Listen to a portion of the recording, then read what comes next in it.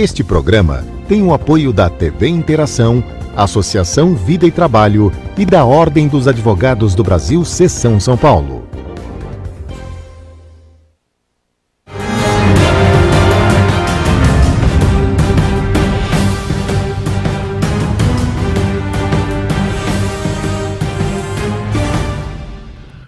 Alô, amigos, bem-vindos ao Gente que Fala. Estamos na TV aberta, canal 9 da NET, canais 8 e 186 da Vivo. Estamos na Rádio Trianon, AM 740 São Paulo. Estamos na Rádio Universal, AM 810 Santos. Estamos no estúdio da TV aberta, transmitindo pela nossa fanpage, facebook.com/programa Gente que Fala.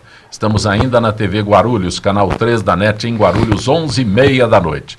Nosso blog, gentequefala.com.br, nossos telefones 38766146, 5052-5555. E hoje é mais uma edição do Gente do MPD que Fala, parceria do Gente que Fala com o movimento do Ministério Público Democrático, apoio do Instituto Ética Saúde. E, representando o MPD hoje, o Procurador de Justiça, Dr. Ayrton Florentino, que foi presidente do MPD. Prazer tê-lo aqui, Dr. Florentino. O prazer é nosso sempre. Também está conosco a jornalista Neivia Justa. Prazer tê-lo aqui, Neivia. Prazer é meu.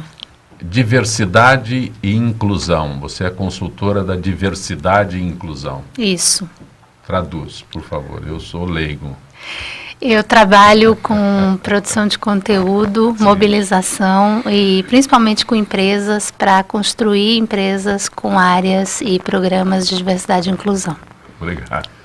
Também a advogada doutora Ana Paula Siqueira. Prazer tê-la aqui, doutora Ana Paula. Prazer é todo meu. A senhora é especialista em compliance escolar. Exatamente. Mas é tão segmentado assim agora? A lei acaba, que na verdade a palavra compliance, né, significa o quê? To comply, estar de acordo. Então nós colocamos, e a escola é um universo de leis que precisam necessariamente ser cumpridas. Então você tem Código Civil, Código Penal, até propriedade intelectual e, obviamente, a tutela de interesses de menores. Então, realmente, a escola precisa estar dentro do ordenamento jurídico. E, obviamente, uma da outra especialidade que eu tenho é o combate ao bullying. Então, que tem inúmeros comandos legais e, obviamente, que a gente está sempre com os nossos amigos do Ministério Público nessa jornada. Também está conosco o Dr. Fábio Arcuri. Prazer tê-lo aqui, Dr. Fábio. Prazer é todo meu. Eu queria agradecer o convite de permitir que a gente possa participar e divulgar um pouco do que é o setor in vitro dentro do setor da saúde. Eu trabalho nesse mercado já há algum tempo e faço parte de uma câmara setorial de diagnóstico laboratorial e acredito que temos aí bons pontos para discutir e para levar para o público. Então, muito obrigado pelo convite. Essa tradução de CBDL, o senhor preside? Sim, é Câmara Brasileira do Diagnóstico Laboratorial. É isso. Pois não. Após 6 anos de lei de acesso, estatais ainda resistem a abrir dados, né? A lei de acesso à informação ainda não emplacou em setores importantes da administração pública. A auditoria do Tribunal de Contas da União mostra que estatais e tribunais resistem em publicar em seus sites dados de interesse público, cuja divulgação é obrigatória. Entre as empresas públicas, 84% têm índices baixos de transparência e 16% índices médios. Nos tribunais, as notas foram boas, em 37% dos casos, intermediárias em 46% e ruins em 17%. Doutor Ayrton Florentino, Neivia Justa, doutora Ana Paula, doutor Fábio, doutor Ayrton. De fato, eu acho que nós não aprendemos ainda o conceito de república. As pessoas ainda não sabem, especialmente aquelas que estão no comando das instituições públicas, que não há bastidores que possam esconder as coisas de interesse da população. Tudo tem que ser colocado perante a população com bastante transparência. E essa lei, ela veio apenas renovando princípios anteriores, inclusive constitucionais, para garantir ao cidadão a informação, ou toda a informação, que se relacionasse à República, às coisas públicas, à administração pública de modo geral.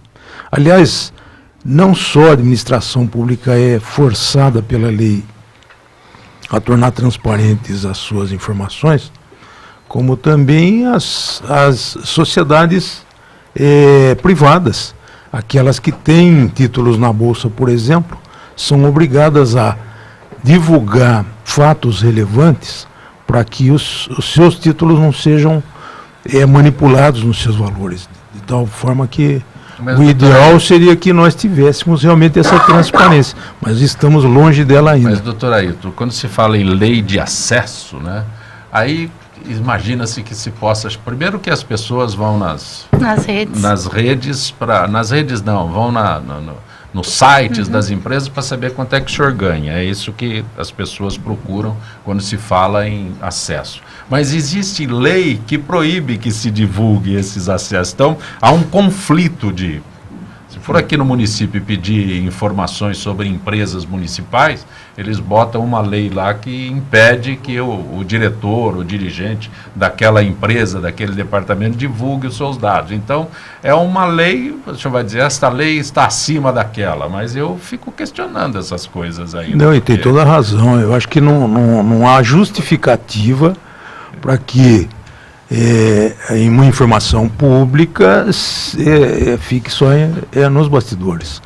Mas nós vamos ver se, por exemplo, como aconteceu comigo recentemente, indo a Brasília e tendo que entrar na Câmara Federal, você ser impedido, né, mesmo sendo advogado, com interesse para ser definido lá dentro, você ser impedido pela portaria, e qualquer do povo estava sendo impedido, sob o pretexto, na ocasião, de que era dia de atendimento a prefeitos e vereadores. Ou seja, sempre houve acesso ao público, até porque as comissões... Nossa, eu estou tendo uma taquicardia já. As comissões que trabalham na Câmara e no Senado, elas trabalham necessariamente por força de lei, com publicidade. Então, o público deve ter acesso, e, no entanto, a segurança impede, quer dizer, todos estão com medo do povo dentro do Congresso Nacional, que é a casa do povo. Então, imagine acesso, ainda que virtual, aos tribunais, aos órgãos públicos de modo geral. Mas não entra num processo de desmoralização? Se é obrigatório, e se o cargo já diz servidor público, ao não ter nenhum tipo de penalidade, depois de 7 anos, ainda ter esse índice de quase a metade, de uma maneira geral, está devendo a informação, o acesso à informação, isso não entra numa questão de desmoralização pública mesmo? Porque não deveria haver um mecanismo de penalização para esses órgãos que não dão acesso à informação? Na lei há. Mas por que não se cumpre? Então, a questão é a seguinte, existem... Nossa, não, é que essa do atendimento, vamos fechar para o povo, porque isso são as idiosincrasias que se verifica, como também tem, que é um absurdo, a Lei de Combate ao Bullying, que é a 385 de 2015, fala que precisa ter relatórios públicos sobre os índices de bullying e de cyberbullying que acontecem nos estados. Não tem.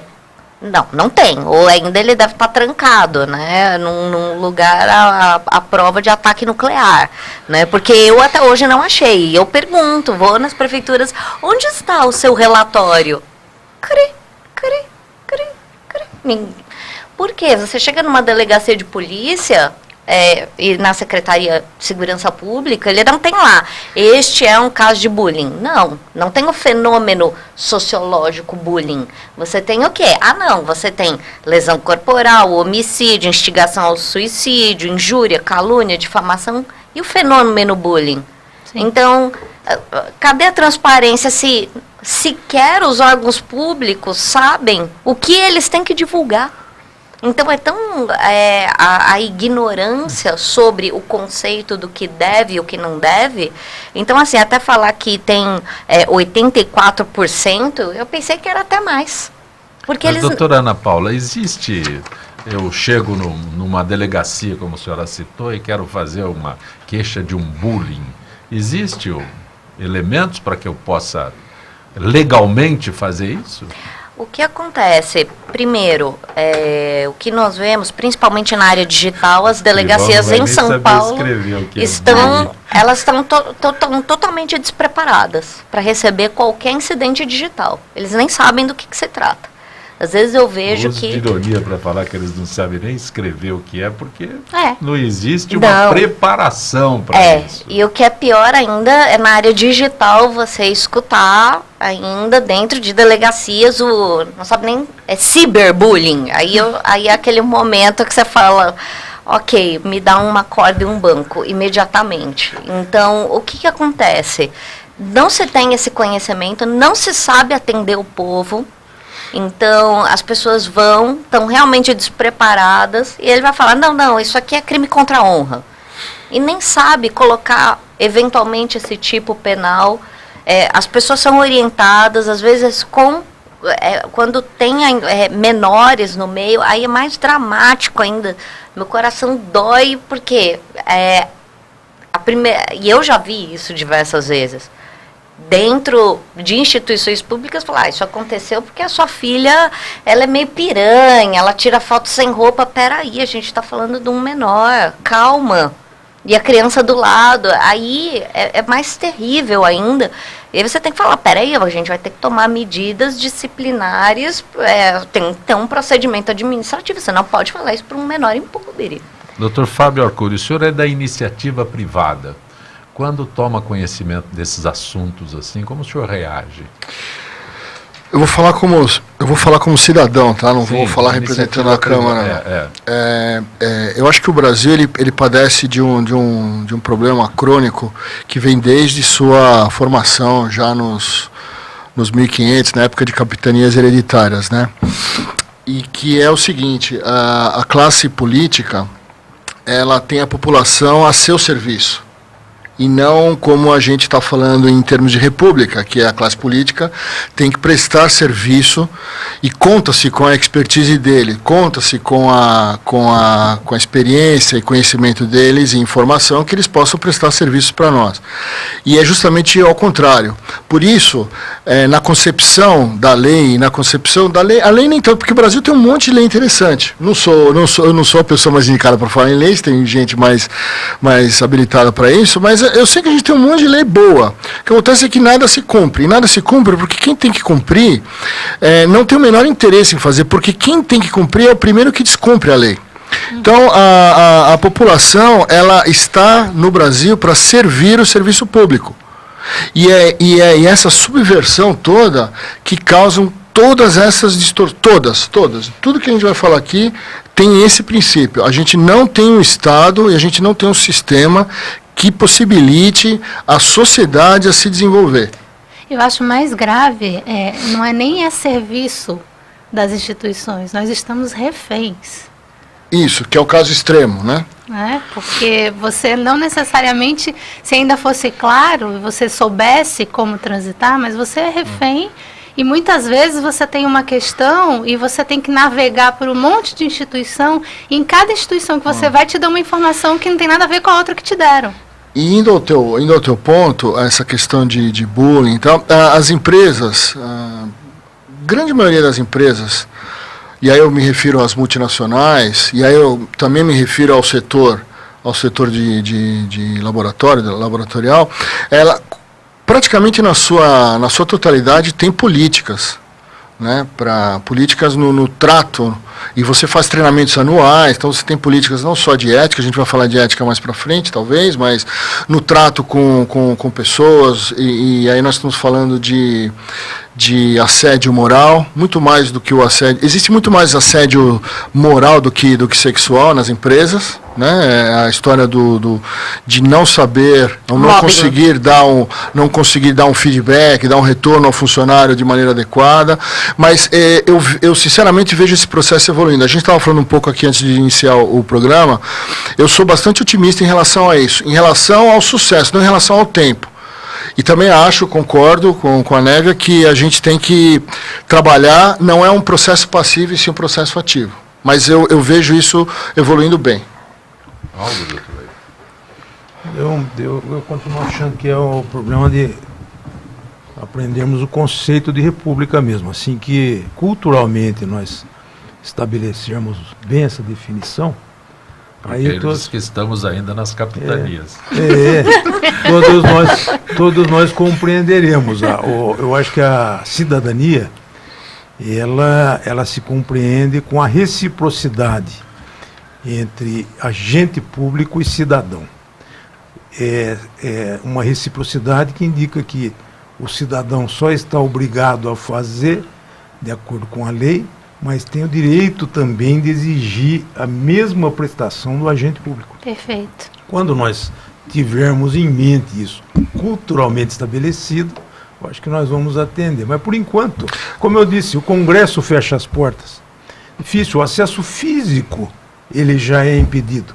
Então, imagina o acesso virtual, que se aprofunda muito mais ainda nas coisas da administração pública. Acho que nós estamos no caminho, mas ainda vamos demorar para chegar lá. Temos tempo? Não, só queria complementar. Teve uma ocasião que a gente esteve numa audiência pública, e na audiência pública estava se tratando de uma adequação à legislação de registro de produto, né? E eu lembro que eu perguntei à mesa, bom, vocês estão dando para nós um prazo para cumprimento para adequar, né, nos adequarmos a essa nova lei, e qual é o prazo que vocês têm para fazer cumprir a lei? Porque no setor da saúde, e acho que em outros também, né, eles fazem a lei e você é obrigado a se adequar. Mas não necessariamente o órgão regulador consegue tomar as medidas para averiguar se você se adaptou ou não àquela lei, né? E aí o processo fica parado. Uhum. E a gente sofre dessa paralisia também. Então, eles exigem, tá certo, tem que exigir, mas eles não dão nenhum tipo de contrapartida. Que é a mesma coisa que acontece com os nossos impostos, né? A gente paga os impostos, a gente tem que pagar os impostos, eu não sou contra nenhum tipo de sonegação, em absoluto, mas a gente não tem retorno, e a gente nem vê retorno disso e nem consegue acesso à informação para entender o que está havendo, né? Mas você sabia que existe o Código de Defesa do Contribuinte? Quase ninguém sabe disso. Por quê? Então, é justamente isso. Existe um Código de Defesa do Contribuinte, que é justamente e dentro do Código de Defesa do Contribuinte, que isso fique muito claro, o Estado tem o poder, dever de orientar o contribuinte. Ele não tem que chegar lá só para fazer a autuação. Então, e aí o empresário sabe melhor do que ninguém a grande dificuldade, a gama, a dificuldade de entrega de obrigações, que hoje isso tudo acontece mais por meio digital, né? Não acontece mais, não tem mais, eu vou sair com o meu livro caixa. Que isso, não existe mais. É tudo virtual. Nem disquete, né? Disquete, né? Imagina. Mas tem uma questão que eu acho que foi muito bem colocada, que é nós, como cidadãos, precisamos aprender a demandar, a exigir essa transparência. Porque nós, brasileiros, temos essa cultura de passividade. Leniência, né? total. De achar que vai cair do céu. Não vai cair do céu. A gente está num ano eleitoral. A gente vai eleger pessoas. Como que a gente vai cobrar essas pessoas que nos representam? Ou deveriam nos representar? A gente não faz isso. E aí a gente reclama depois. Então, mas, Nívia, um exemplo muito simples. Eu sou multado e aí eu imagino que eu vou recorrer daquela multa. Por algum motivo eu posso recorrer. É um trabalho tão grande. Tão grande. E outra coisa. A multa, sei lá quanto, a multa em torno de R$100. Se eu for fazer uma demanda, é mais barato pagar a multa do que constituir alguém que me... Eu já tive uma placa de carro clonada. Eu levei 5 anos para conseguir resolver. 5 anos. Eu não podia fazer nada com o carro. Pulando, por isso que eu falei do exemplo. Sim. Eu acabei de receber uma multa. Eu sou cearense, acabei de receber uma multa de que eu estava devendo ISS na Prefeitura de Fortaleza. Eu nunca pedi para ser cadastrada no ISS, porque eu moro em São Paulo há 25 anos. E eu estou há 1 ano tentando resolver essa questão. Então, não é fácil. Não é fácil. É que quando diz que o cidadão, né, o cidadão comum pega o entrave do governo e não consegue avançar, eu acho que é esse o aspecto que nós temos. Né? Dá vontade de desistir, mas a gente não pode. E ainda com relação à iniciativa privada, né, aparentemente o sistema ele é mais favorável ao devedor, por exemplo, vai tentar cobrar uma dívida.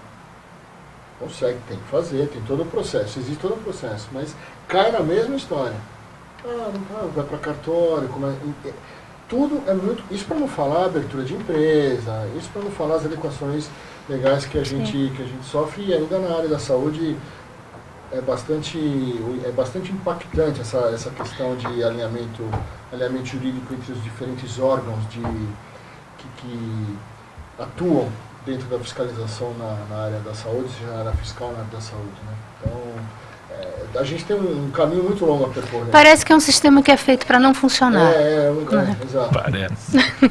Tudo indica. Tudo indica. É muito otimista, parece, é bom.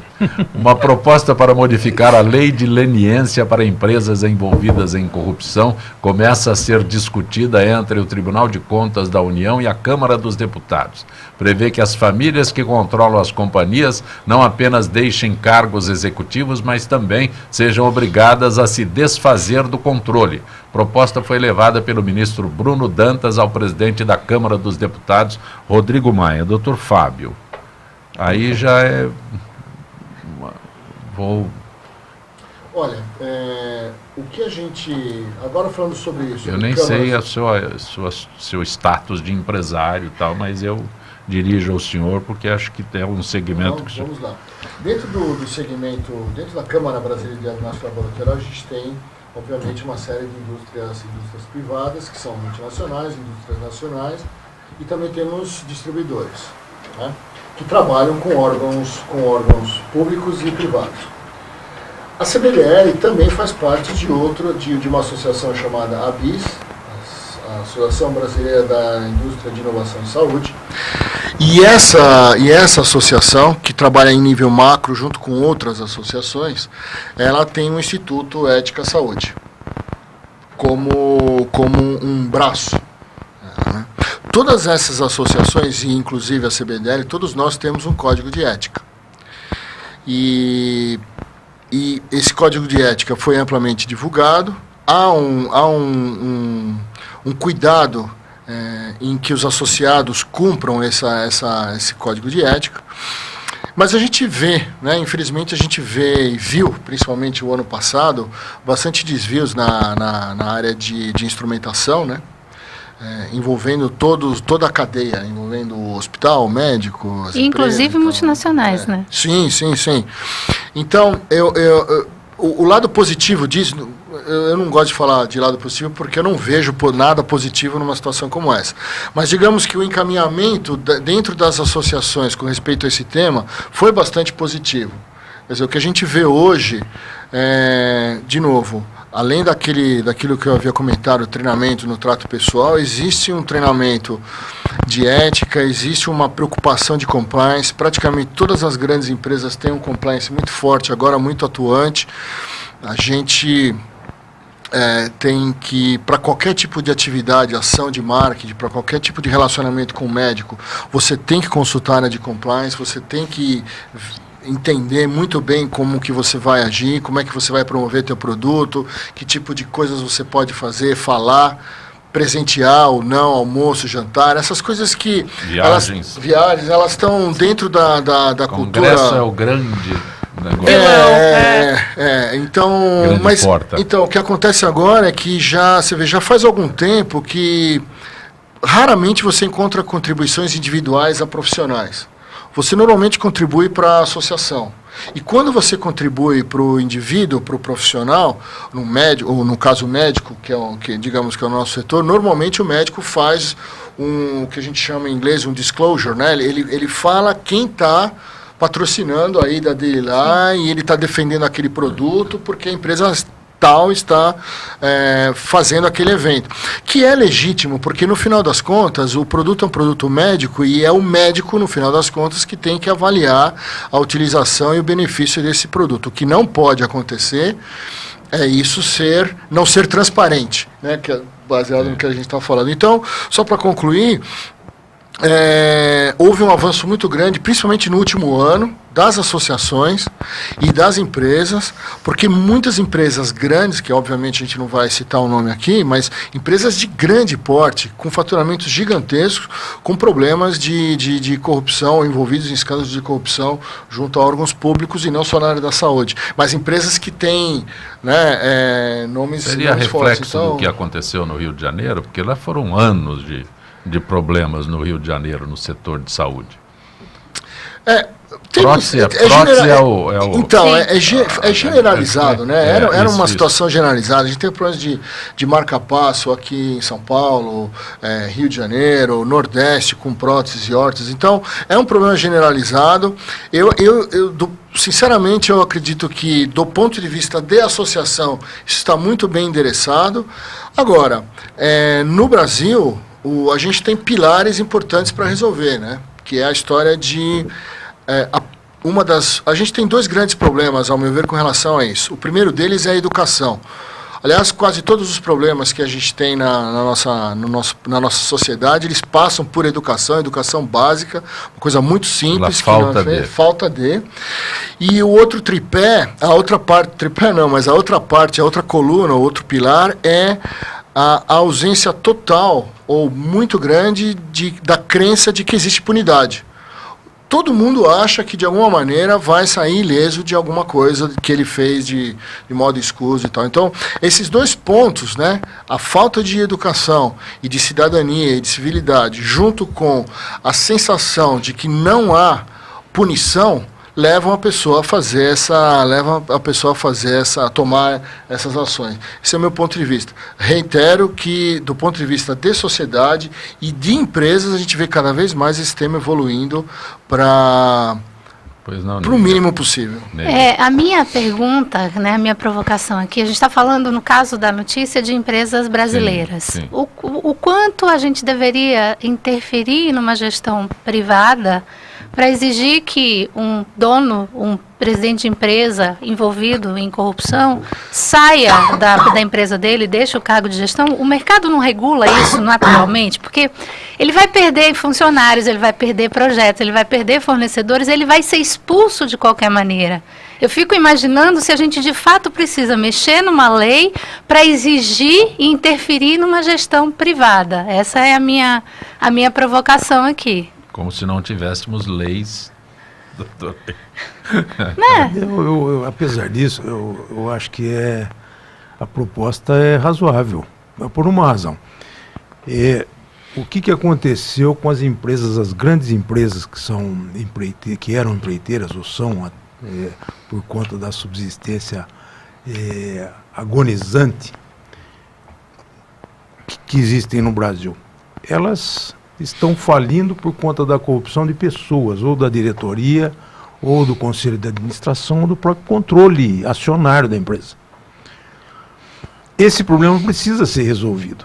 E a única forma de você resolver hoje, de acordo com a lei, é através da chamada recuperação da empresa no âmbito judicial, que é uma fase prévia da liquidação judicial da empresa.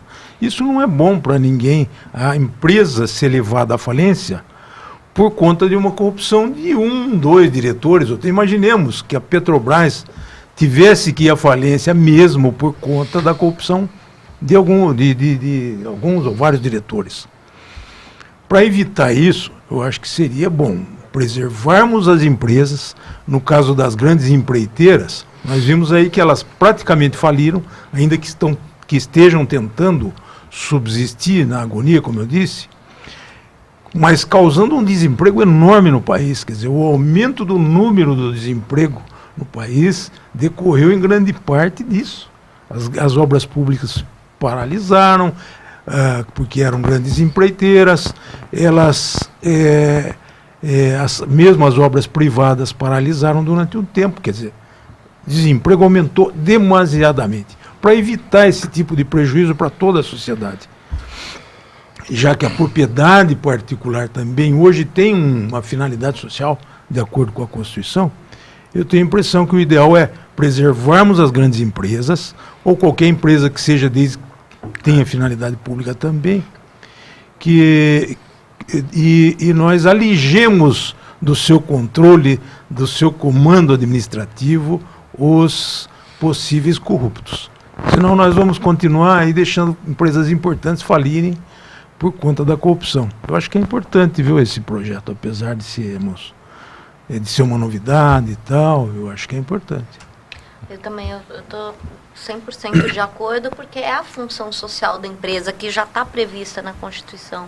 E às vezes é necessário sim a regulamentação. Nós não somos como Estados Unidos, Inglaterra, que é o quê? É um direito consuetudinário. O que é esse direito consuetudinário? De usos e costumes. Então o Brasil ele tem o quê? Essa herança do direito romano, que é esse direito positivo, que necessariamente precisa de uma regulamentação. Então, temos muitas leis? Temos, né? Então, foi uma escolha, nós fizemos aí a Constituição de 88, foi o ordenamento que nós escolhemos nesse momento, né? Então, é justamente isso que se coloca agora. Precisa, então, muitas vezes precisa sim de leis. Tem leis ainda que até anos e anos aguardamos ainda a regulamentação, que estão aí na Constituição desde 88. Que o doutor Fábio falou, né? A agência recebe a orientação, mas exatamente, não tem como executar. E aí como que vai executar? Não tem. Paralisa, né? O sistema. Paralisa tudo, ninguém se mexe. Então, de um lado temos um excesso de leis, do outro lado falha. E ainda temos o quê? Esse problema da informação. Então, realmente, precisa se trazer mais informação para que as pessoas saibam o que está de mais e o que está de menos. E uma outra coisa, será que realmente a gente precisa de projeto de lei para regulamentar espaço aéreo de disco voador? Eu não sei, eu acho que não. Você acha que estamos nos antecipando? Não é? Na hora que eu vi esse projeto de lei, eu falei, pronto, né? Boa noite. Mas vamos antecipar coisas que são mais concretas e urgentes, não é? Não, mas são absurdos assim. Mas eu continuo discordando, que eu acho que você mexer na gestão de uma empresa privada não deveria ser papel público de órgãos do governo, né? O próprio mercado se autorregula. Né? E isso aqui, pelo que eu li, esse projeto é um projeto que é remediação. Se a gente quer discutir isso, então vamos discutir o combate à corrupção, vamos discutir alguma coisa que seja preventiva.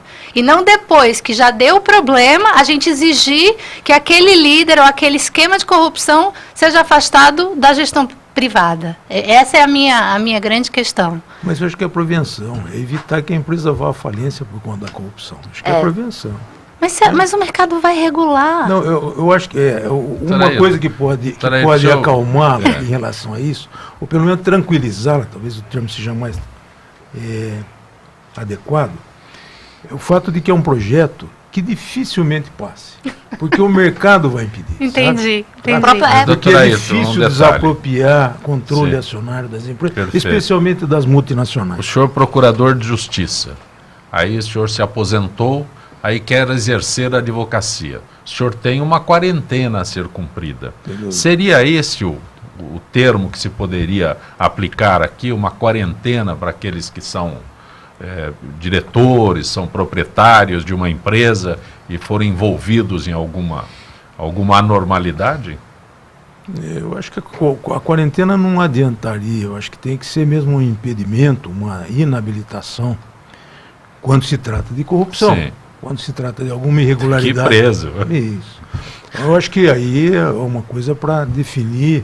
Pode ser que se defina pela reabilitação depois de um longo prazo, porque também o ser humano tem que merecer perdão dos crimes que eventualmente tenha cometido, mas eu acho que não pode simplesmente fazer através de uma quarentena. Quer dizer, quarentena para quem é, por exemplo, do Banco Central e sai para ser banqueiro privado, e aí é lógico que ele vai ter informações privilegiadas e todos os recursos da máquina administrativa para beneficiar a instituição para a qual ele está indo.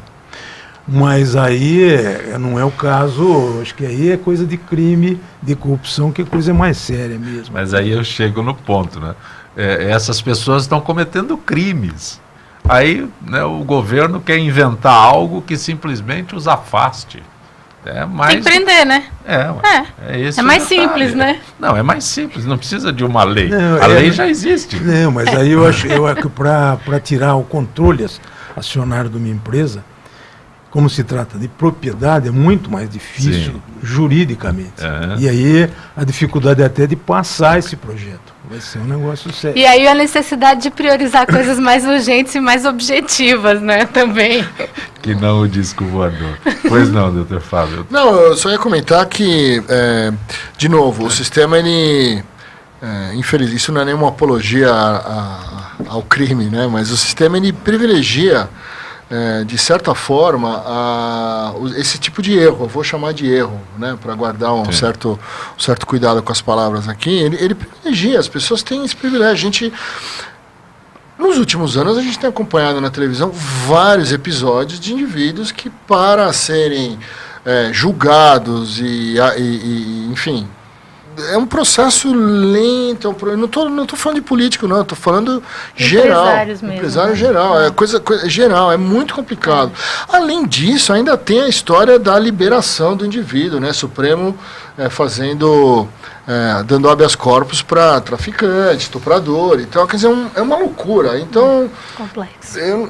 De novo, agora tu falou como cidadão, eu fico estupefato de ver coisas que acontecem sob a égide legal, que tecnicamente pode acontecer, porque seguramente o indivíduo que está fazendo aquilo está com base técnica, jurídica para fazer aquilo, que é uma coisa que eu desconheço.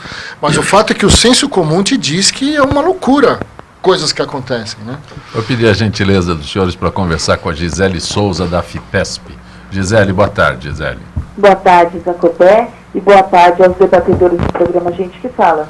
Gisele, gostaria de abordar contigo hoje Coordenadoria de Esportes da FIPESP. Que tipo de atividade ao ar livre a coordenadoria oferece aos associados? Então, Zancopé, a Coordenadoria de Esportes oferece 2 atividades ao ar livre. O que acontece em maior quantidade, e já é tradicional, é o circuito de caminhadas. E outra atividade ao ar livre é o passeio ciclístico, em que o grupo de participantes aproveita as ciclofaixas e as ciclovias para praticar atividade física e conhecer melhor a cidade, Zancopé. Nesse circuito de caminhadas, há uma boa adesão?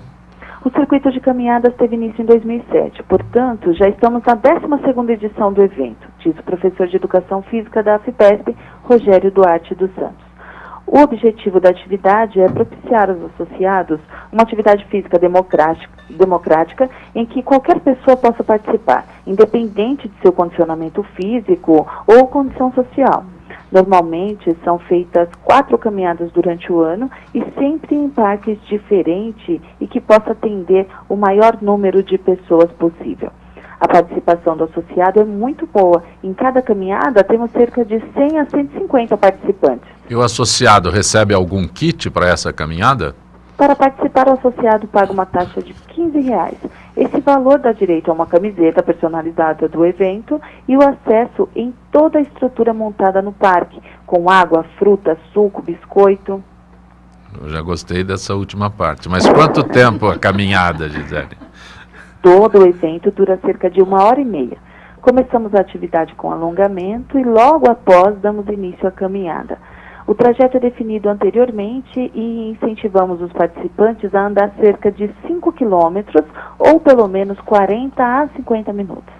Após o término da atividade, realizamos outro alongamento e em seguida fazemos o sorteio de brindes, informa o Rogério. Estamos no 2º semestre, tem alguma programação especial?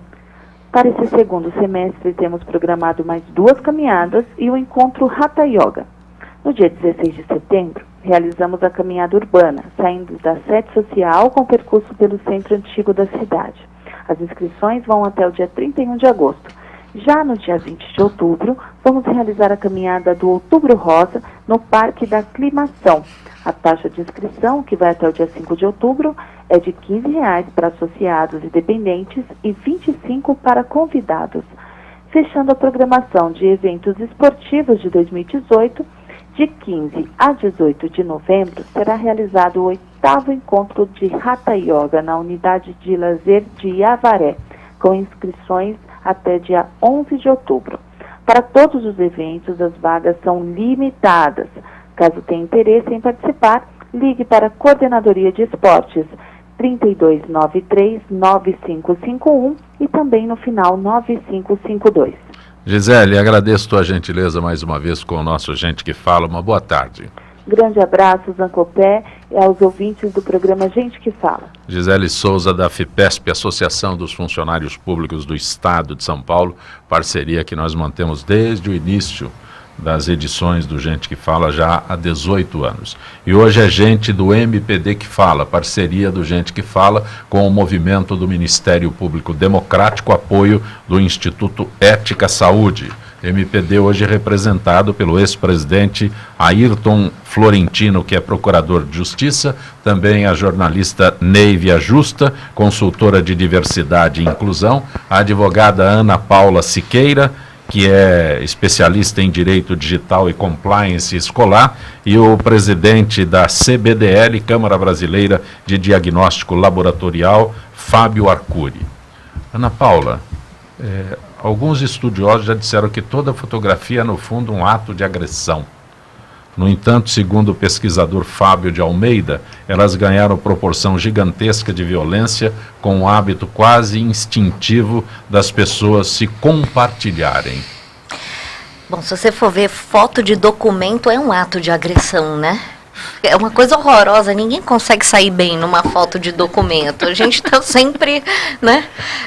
Aí eu concordo com o estudo. A foto de documento, ela é um ato de agressão, tem que ficar guardadinho. Mas, enfim, brincadeiras à parte. Principalmente aquelas fotos feitas já há décadas, né? Não é? Os anos 80 não ajudaram. A tecnologia não favorecia. Não era boa. Exatamente. O que acontece? O compartilhamento, né, é uma coisa perigosa. As pessoas não têm ainda a ideia da repercussão, porque a maior parte das pessoas são analógicas ainda. Todos nós aqui somos analógicos. Nós não fomos para a escola com o celular na mão. Essa geração que está vindo agora já nasceu numa era 100% digital, só que a nossa geração não sabe passar educação digital. Então, muitas vezes, existe sim o quê? Essa falha de comunicação, se compartilha, as pessoas compartilham o fake news, né, as notícias falsas, justamente porque manda, o que pode acontecer? Então, dentro do que pode acontecer, imagina, teve linchamentos na Índia, em virtude de compartilhamentos indevidos. E quando, obviamente, existem pessoas que já estão em graus de vulnerabilidade, que somos nós, mulheres, que ainda que você fale de direitos iguais, sim, temos ainda uma grande barreira de discriminação. Nós temos ainda homossexuais, transexuais, negros, as questões ligadas a gênero, as questões de gordofobia, que pouca gente ainda sabe o que é, mas ainda é uma questão que coloca as pessoas que estão acima do peso com dificuldade até de locomoção, de viagens, e obviamente as fotos dessas pessoas, né, acabam gerando o quê? Os comentários dos haters, né, que são pessoas que vão lá, entram para fazer essas agressões virtuais, e muitas vezes nós temos o quê? Crianças e adolescentes que ainda não estão preparados para isso. Quando isso acontece no ambiente escolar? Quando isso acontece no ambiente escolar, é preciso o quê? A repressão imediata, tá? A contenção e repressão. Então, é por isso que você precisa ter o compliance escolar. Para quê? Para já agir como se fosse Pegou fogo, como é que vai? O que, que a brigada faz? Então, a brigada de incêndio já tem os procedimentos, é a mesma coisa. Incidente digital, você tem que agir rápido. Por quê? Uma agressão digital corre mais rápido que fogo. Então, é preciso o quê? Saber como vai falar, com quem vai falar, quem são as pessoas, quem vai fazer essa mediação de conflitos. Não adianta levar para o tribunal. Não resolve. Justiça de verdade, você faz o quê? Com composição, com mediação entre os envolvidos. E tudo que envolve criança e adolescente dentro de tribunal é uma dor que não tem fim. Às vezes a criança, o adolescente já acabou, já passou do ensino médio e o processo está lá. E o processo está lá, e a coisa ainda não terminou. Então é muito importante o quê? Por isso que é o que eu sempre falo para quem tem filhos adolescentes. Primeiro ponto é que o pai traga questões de educação digital. Você sabe que você não pode postar foto do filho dos outros? As pessoas ficam postando foto do filho dos outros. O direito de imagem do filho dos outros não é seu. Já educar essa criança e esse adolescente... O pai não sabe isso. Não sabe. Mas, na verdade, o pai é o primeiro que comete agressão digital dentro do grupo de WhatsApp de mãe e de pai, dentro de escola. O pai é o primeiro ofensor.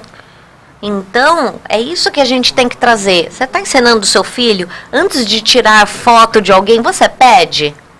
Olha, posso tirar uma foto sua? Né? Antes de publicar fotos das pessoas, você pede autorização disso? É um ato do quê? De proteção. E de educação. Por isso, a começar de educação, né? A começar de educação. Eu tirei essa foto aqui, eu vou publicar, tudo bem? A pessoa tem que te perguntar. Em qualquer nível de relacionamento. Esposa, filho, amigo. Ninguém tem esse cuidado. Não, porque você... Mas porque não tem, é inconsciente. Tem uma ignorância por trás, que é o que a nossa amiga falou, que a gente não foi educado para isso. Nós não fomos criados nesse ambiente. Então, eu sou professora de cultura digital numa escola digital aqui em São Paulo. A gente tem que começar a educar os adultos, porque só assim eles conseguem educar as crianças. E da mesma maneira, a escola não está pronta para isso. Devem ser pouquíssimas as escolas que estão prontas para essa mediação. Da minha experiência como mãe, em escola privada, não tem nenhum processo dentro da escola privada para resolver esse tipo de questão. Eu já vi várias questões acontecerem de bullying via WhatsApp ou via um aplicativo pirata que as crianças começam a usar e a se ofender mutuamente, e a escola não sabe nem por onde começar. Então, como é que a gente educa a escola, como é que a gente educa os professores, os diretores, os pais, para que eles possam educar essa geração? Eu, por exemplo, fico em cima das minhas filhas. Eu falo, quando eu era adolescente e jovem, não tinha rede social, então ninguém vai saber do meu passado. O seu, se você começar a publicar, vai estar escrevendo currículo agora. Exatamente, online, vai ficar para sempre registrado. Já está escrevendo currículo agora. Ô, Neívia, o Jaime do Jardim Bonfilholi pergunta, já que falando sobre ética, redes sociais estão se tornando o quinto poder? Estão se tornando o quinto poder, e de uma maneira muito violenta e muito agressiva. Eu, como sou uma especialista em comunicação, há 2 anos eu tive contato com um termo que eu fiquei absolutamente chocada, que se chama comunicação não violenta. E para mim era uma coisa sem sentido. Por que alguém faz um curso de comunicação não violenta? E você começa a ver o grau de violência, de assédio, de falta de respeito, a manifestação mais cruel de machismo, racismo, homofobia, gordofobia nas redes sociais. Você entende por que tem que fazer um curso e educar as pessoas para fazerem comunicação não violenta. Porque as pessoas acham que porque não estão no ambiente de realidade, elas estão protegidas pela tela, e elas podem falar o que elas quiserem e ofender quem elas quiserem impunemente. Isso é muito sério. E o direito digital, ele é muito nu e cru. Então, ele é uma prova documental. Então, não adianta falar, puxa, mas eu não tive a intenção. Está escrito. Está escrito. Né? Então, e uma das coisas que é os diálogos que nós temos dentro de escola é o seguinte: escola, você lê termo de uso e política de privacidade site? Quem lê? Ah, não, mas é longo, é comprido. Eu falo, você é uma escola. Você não quer ler? Você é uma escola. Você tem educadores aqui dentro e você não quer ler? Então, poucas pessoas sabem que o WhatsApp é o quê? Para maiores de 13 anos. Poucas pessoas sabem o quê? Que YouTube é para maiores de 18 anos. Aí todo mundo, ai, a galinha pintadinha, o que o meu filho vê. Eu falei, então, vai ver no YouTube Kids, a plataforma YouTube, e tá lá, tá no termo de uso. As pessoas ficam bravas comigo. Eu falei, não fui eu que escrevi. A empresa vai colocar qual que é a melhor forma de usar a ferramenta dela e vai falar, olha, use desta forma. E a mesma coisa dos... O Fábio não está se contendo. Não, eu tô lembrando de coisa. Da galinha pintadinha? Não, algo ao contrário, né? Quando a criança vem e começa a cantar uma música com palavras obscenas, né? e ela não sabe o que ela está cantando. Exatamente, definitivamente não sabe o que está cantando. E eu falei, mas onde você escutou isso? Aí vem ver. Aí era no YouTube, era um cara, enfim, era um vídeo desses imbecilóides total. Aliás, a quantidade de coisa que está imbecilizando as crianças no YouTube é um absurdo. Mas o que eu queria, indo para o ponto da Neve, é o seguinte, só para ratificar, é importante ter educação, como fala? Digital, mas eu acho que é o que você falou, quer dizer, as pessoas estão protegidas atrás do aparelho. Então elas manifestam a sua natureza mais nua e crua, animal, biológica, né? Sem nenhum tipo de filtro e de novo passa para a educação básica. Novamente, a gente não tem uma sociedade civilizada para poder utilizar na forma e na quantidade que a gente utiliza, porque hoje em dia o WhatsApp... Honestamente, eu não sei quando foi a última vez que eu usei o telefone. Tirando agora de manhã, né, que eu tive de usar, o WhatsApp o tempo inteiro. Então. Doutor Fábio, o governo não educa as pessoas, porque senão elas aprendem a votar. Ana Paula, há uma estimativa do número de pessoas condenadas por bullying virtual? A gente vai ter que voltar para falar da lei de transparência, né? Então, o que acontece? Hoje, o Poder Judiciário... e não tem no sistema, tá? Então, no próprio sistema... os juízes, quando eles julgam um caso, Lei Maria da Penha, eles colocam lá. Então, isso está dentro do sistema. E aí e é bacana e aparece isso, o grau de violência, os julgados, as procedências, as improcedências. E aí bacana, isso foi fantástico. Agora, o fenômeno sociológico bullying, não tem. Então, ainda que o juiz julgue, onde que ele vai colocar isso no dado estatístico? É que é agressão à honra, é isso? Ele não tem. O fenômeno bullying hoje não tem. Então, você tem uma lei, né, que é a Lei 385 de 2015. Agora veio o quê? Essa retificação da Lei de Educação e Base de Diretrizes, que falou o quê? Você tem que colocar tudo isso. Então, agora a escola, querendo ou não querendo, vai ter o dever de informar para o plano escolar de 2019. Vai ter que fazer. Mas é o que o Dr. Fábio falou antes, né, sobre outro assunto, né? Então, há as normas que não são regulamentadas e ficam por aí. Então, existe o bullying virtual. E aí, Exato. O que acontece? É que agora o que acontece? Em maio, o governo... Justamente por conta da alteração do artigo 12 da LDB, agora, literalmente, a bomba agora está na mão da escola. Fala, escola, agora você tem o dever de informar. Agora você vai botar o que você está fazendo? Você está atendendo o programa de combate ao bullying, sim ou não? E isso vai ter que entrar no plano de 2019. Não entrou? Então, aí os gestores